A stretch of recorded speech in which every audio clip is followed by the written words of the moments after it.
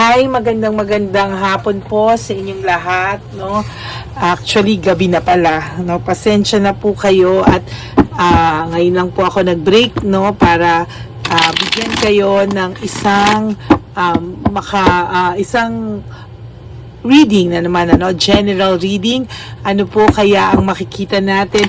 Is this a continuation of kanina, no? Or ito po ba ay bago, no? So, tingnan po natin ano po yung makikita natin for this for this reading, no? Okay, pili po tayo ng yan. Pili po tayo ng 10. 1 2 I-feel nyo po na nasa harapan ko kayo. 3 4 5, 6, 7, 8, 9, and 10. Okay? Ngayon po, pili pa po tayo ng 10, no?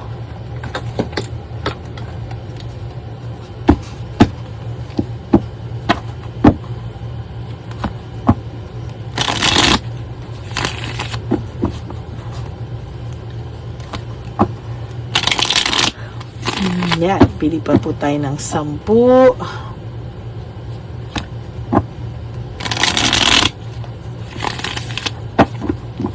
Okay.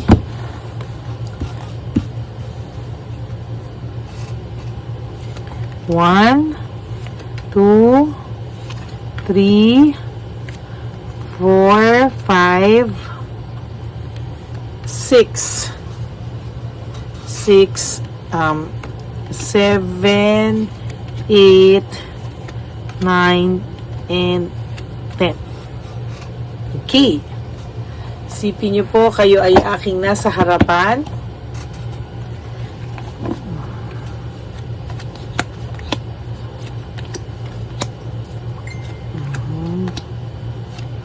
Malapit na po tayo mag 10,000 subscribers. Yehey, ano? Sana po ay tulungan niyo po ako maka-reach. Gusto ko po talaga magkaroon ng silver button. Marami pong salamat, no? Isang pangarap lang naman po. Okay? Selfishness, jealousy, and insecurity. Malamang po sa mga oras na to ay, oh my God, very recent. Okay, yung lagi ko pong nakikita sa sitwasyon po ng partner nyo po, no, at ng third party is palagi po silang may nagaganap na pag-aaway, no? Kung mapapansin nyo po, very recent, malaging lumalabas si Chabilitang Palaka or si Shocks sa mga readings natin.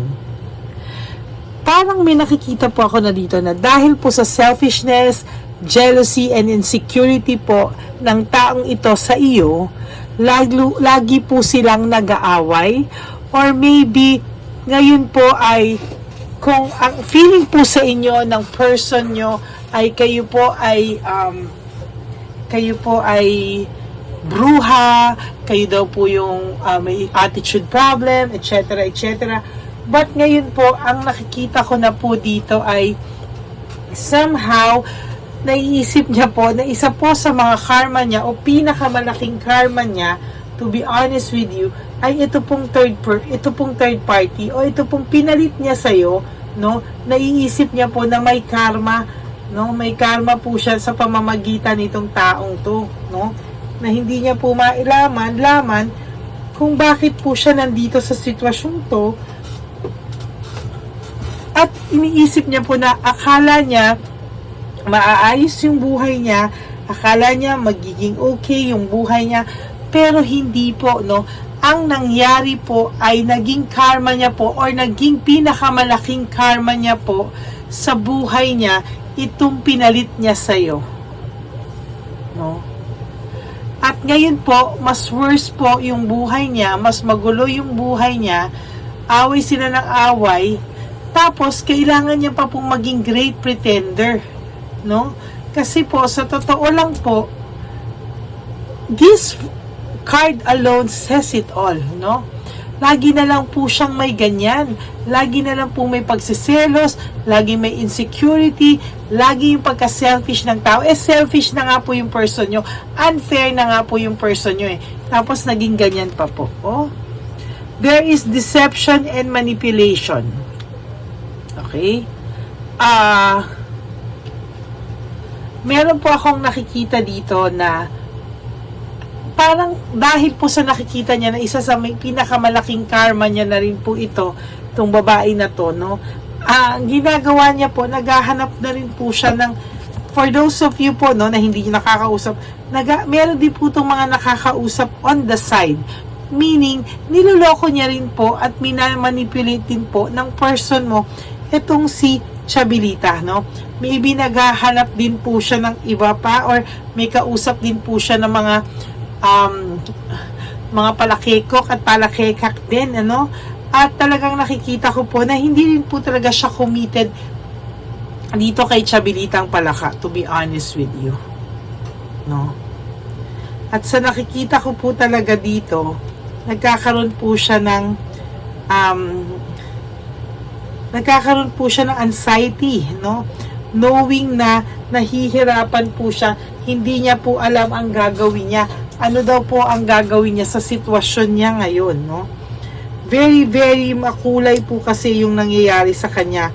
So, totoo lang po, hirap na hirap po siyang kung ano po ba raw yung nakakabuti sa kanya, no? Akala niya kasi makakabuti sa kanya is mawala ka sa buhay niya. Ngayon, sabi niya, mas worse pa. Mas feeling niya nakarma pa siya eh. Oh.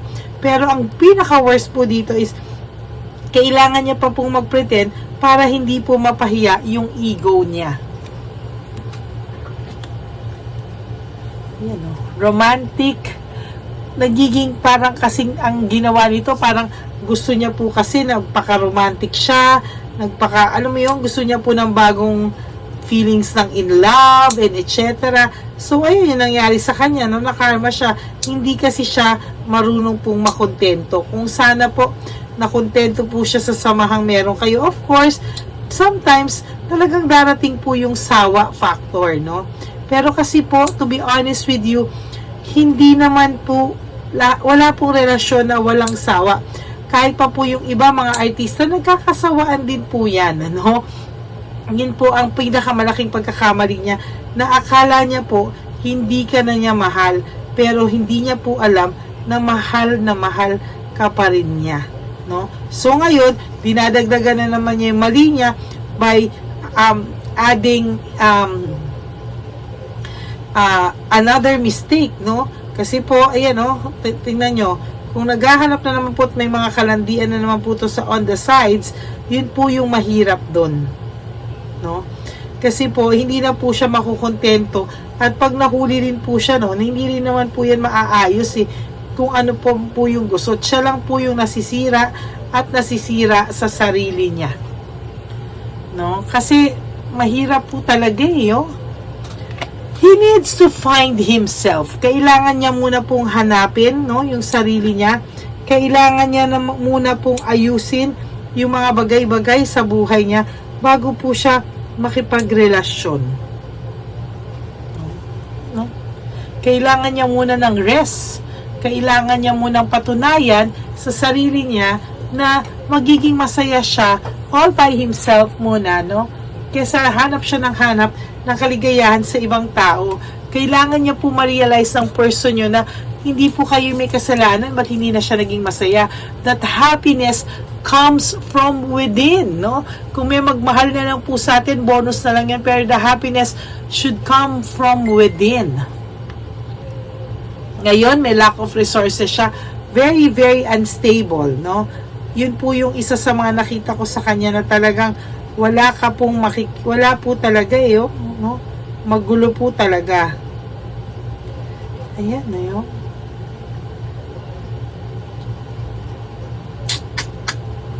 Kaya sana po maging maayos pa eh, oh.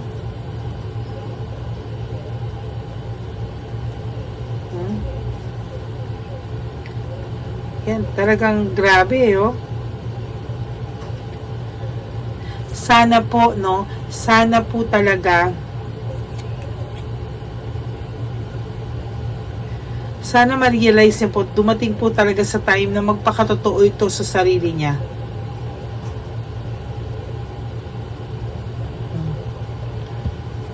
Para po hindi na po dumating pa yung mas maging grabe pa po siya, mas maghanap pa po siya ng kasiyahan sa iba, tapos in the end malungkot din po siya. Tapos ngayon unstable siya. Why? Hindi niya po alam kung paano niya aayusin lahat. Tingnan mo, para siyang nagbibinata, para siyang nagbibinata, para po itong nawawala sa sarili, na para siyang hindi mo malaman, gwapong-gwapo sa sarili, parang gusto niyang magwala, ganyan eh. Oh. Lack of purpose and diversion, parang gusto niya po talagang i-divert sa iba, no? Gusto niya pong i-divert yung kanyang purpose sa buhay. Kung dati po talaga mabait to, at mabait pa rin naman po siya, no? Kaya lang po napapasukan po siya ng na papatungan, or na ano ba yung right term doon, nang mas nangingibabaw sa kanya yung pagkapikon niya sa mga bagay-bagay, kaya nabuntong niya po sa iyo, at ikaw po ang pinalabas niya na may problema, no? To be honest with you,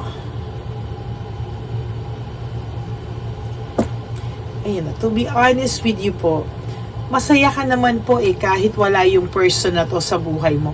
I think mas magiging masaya ka po pa rin, no, kung kung pipilitin mo po talagang maging masaya, no, tatanggalin mo po siya sa isip mo, kaya mo po talagang maging masaya na wala itong person na to. Kaso lang, namamahay siya most of the time sa isipan mo. Ngayon, nabawasan na. To be honest with you, medyo mas bawas na. Pero nandiyan pa rin siya, no? Nandiyan pa rin siya. Feeling niya, kailangan niya ng new venture, new prosperity. Gusto niya ng swerte sa buhay. Pero hindi naman po niya matama-tama lahat ng nangyayari sa buhay niya, no? Naisip niya paano siya magkakaroon ng growth, looking ahead, ano magiging buhay niya. Hindi niya daw po alam kasi nung pinagpalit ka niya sa iba, no, nag-cheat siya sa'yo, ito yung pinakamaling ginawa niya sa buhay niya, or ito yung pinaka-karma niya talaga, yung pinalit niya sa'yo, no. Sasabihin niya sa'yo na, or makakarating kunwari sa'yo na mabait yan, ganyan, pero the truth is, hindi po totoo. May home conflict sila palagi, no.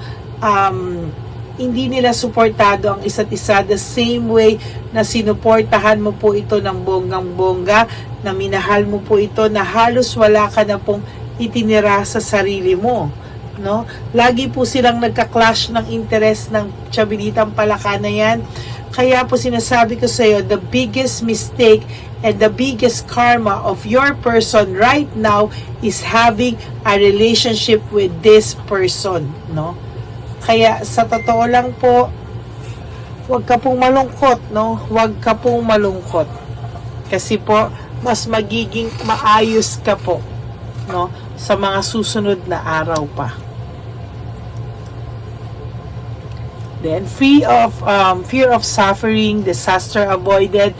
Ito po yung the tower, no?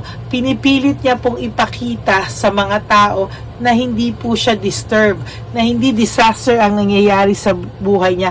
Pero sa totoo lang po, talagang takot na takot po siya na maghirap, takot na takot po siyang makarma, takot na takot po siyang malungkot, at takot na takot po siyang mag-isa, while you, no, alam mo po sa sarili mo na kaya mo pong mag-isa.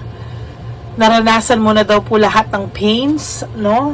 And I think sooner or later, ikaw yung magiging happy, ikaw yung magiging contented sa buhay. Siya po yung babagsak, ano? At talagang, ayan, no, ginagamit niya yung isip niya raw kaysa sa puso niya, kasi to be honest with you, may pagmamahal pa po ito sa'yo, pero winawaglit niya po kasi nagiging, yun nga yung sinasabi ko, pinapanindigan niya pa din kung ano yung katigasan ng ulo niya, pinapanindigan niya pa rin kung ano yung maling desisyon na nagawa niya. Ayan, gusto niya ipakita na he's the last man standing, na kaya niya lahat ayusin, no? Hard work and responsibility. Bakit daw kahit ano ang gawin niya sa buhay niya, right now ay siya pa din daw po ay talagang malungkot, walang nangyayari sa buhay niya, palpak-palpak lahat. Meron silang coldness na nararamdaman ni Chabilitang Palaka, no? Yung person mo po at yung Chabilitang Palaka sa buhay niya ngayon ay nakakaramdam po ng panglalamig sa isa't isa. Nasakto po talaga na si Chabilitang Palaka po ay talaga pong may panglalamig sa kanya, no? Yung person mo po right at this very moment, yung iniisip mo pong person mo at yung person niya po sa ngayon na Chabilitang Palaka ay may panglalamig po sa isa't isa. Actually, hindi na po niya mahal itong si Chabilitang Palaka, pero pinaninindigan na lang po niya for whatever reason, maybe because of pride, of ego, mapapahiya siya sa buong earth. Ayan, kasalanan niya po yan. And last, ayan, joy and positivity, success, ayan, joy, success, and positivity, parehong cards po, no, parehong the sun, no, so, kapit ka lang po because maganda po ang card sa'yo while you are having the joy, the success, the positivity in your life and happiness. Yung person nyo po, yung last card niya po is grief, loss, and self-pity. So, mababaliktad po yung panahon, yung mundo, yung sitwasyon. Kung ngayon po, nagyayayabang ito, well, there will come a time, itaga mo sa bato to, there will come a time that your person, babaliktad po ang mundo. Believe me, no? Yan po ang iiwanan ko sa inyong salita ngayon, no? Na taga mo sa bato, babaliktad po. So that's it for your second reading of the day, no? Na ang pinagpalit niya sa iyo, ang pinalit niya sa iyo ang kanyang biggest karma na nararamdaman niya or mangyayari sa kanya. Okay? So maraming salamat po sa inyong lahat. Thank you so much from the bottom of my heart. Maraming salamat po. God bless you all, to all my Lady Elena friends, family, and subscribers. I love you all from the bottom of my heart. Kung gusto niyo po sa akin magpa-private reading, no, just message me sa aking FB account, Lady Lee Elena, that's LADYLY. Nasa dulo po yan ng ating video. Diyan nyo po ako mako-contact. That's my only official and legit FB account, no? Paki-follow nyo na rin po ako, please, para lahat po ng subscriber ko dito ay followers ko din po sa FB, no? Where nyo po ako mako-contact, okay? Wag nyo pong palungkutin ang buhay nyo. Life is too short. Don't make it shorter by stressing yourself from all the pains and heartaches na binigay sa inyo ng kahapon. Just surrender everything to the divine universe and just let go and let God write your love story. I love you all from the bottom of my heart. I'll be back for another set of reading. Huwag po kayong masasad. Kapit lang po, okay? God bless you all. Bye!